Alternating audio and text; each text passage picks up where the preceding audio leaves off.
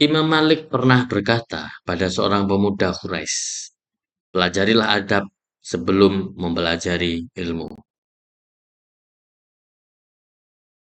Imam Malik bin Anas menghabiskan waktu selama 16 tahun untuk mempelajari adab dan 4 tahun untuk mencari ilmu.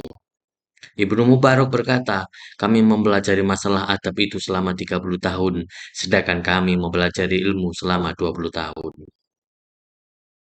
Sufyan Ats-Tsauri mengatakan, ketika seorang ingin menulis hadis, maka dia terlebih dulu belajar adab dan ibadah 20 tahun sebelumnya menulis hadis.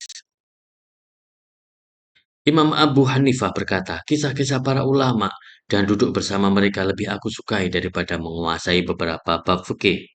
Karena dalam kisah mereka diajarkan berbagai adab dan akhlak luhur mereka. Kenapa para ulama mendahulukan mempelajari adab?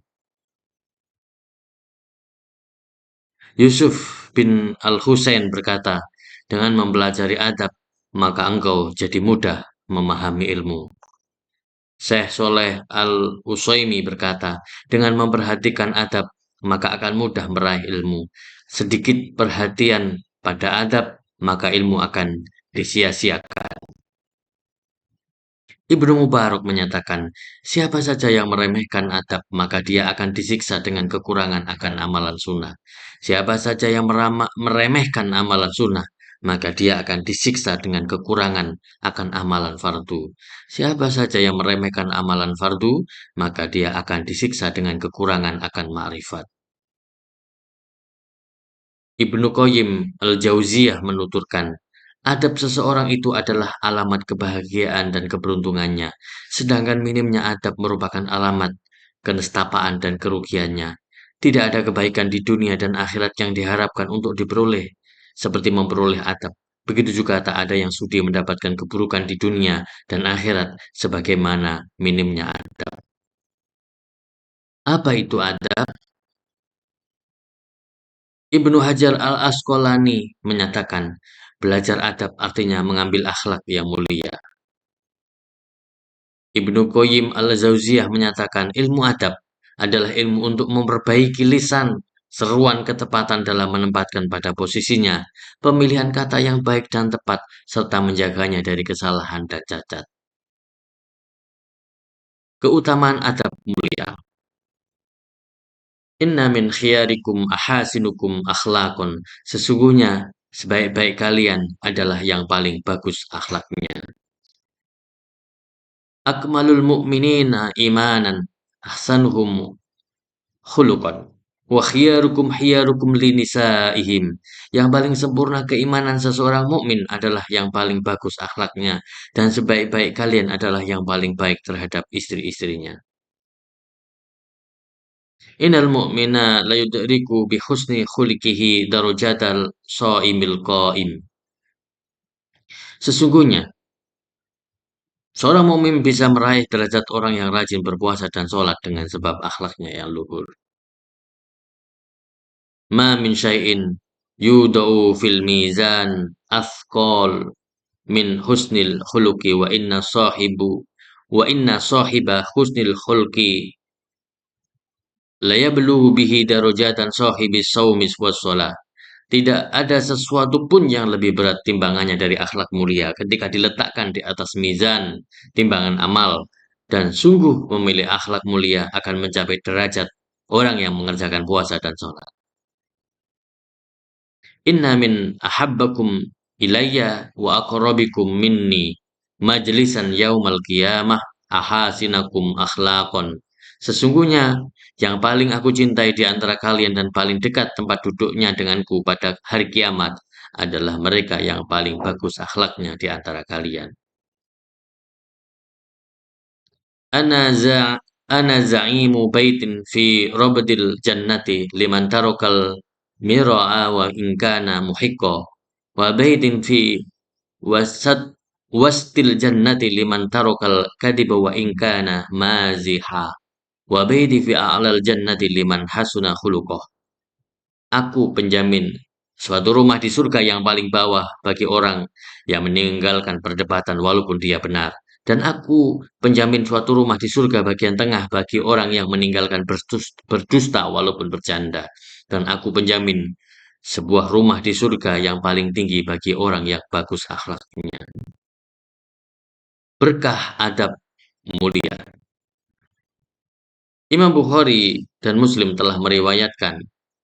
Aku pernah mendengar Abu Hurairah berkata, "Aku adalah lelaki miskin. Aku membantu Rasulullah dengan batas kemampuanku. Sementara kaum muhajirin mereka sibuk dengan berdagang di pasar.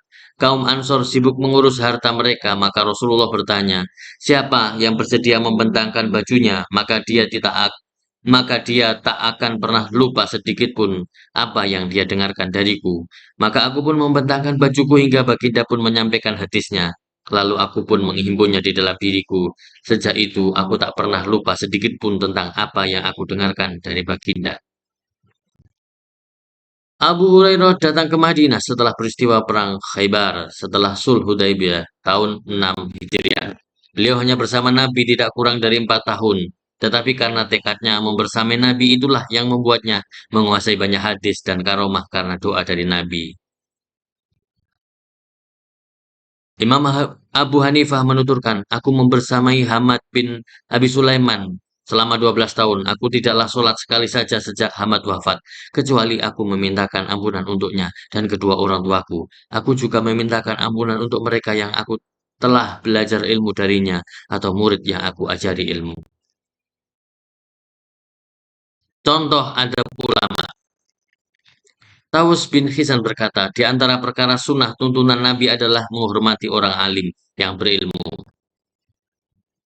Abu Hasan al-Basri menuturkan, Ibnu Abbas tampak menuntun tunggangannya Ubay bin Ka'ab. Kemudian ada yang bertanya kepada beliau, Anda adalah putra dari paman Rasulullah. Anda menuntun tunggangan seorang lelaki Ansor. Beliau menjawab, sudah menjadi keharusan bagi tinta sumber ilmu untuk diagungkan dan dimuliakan.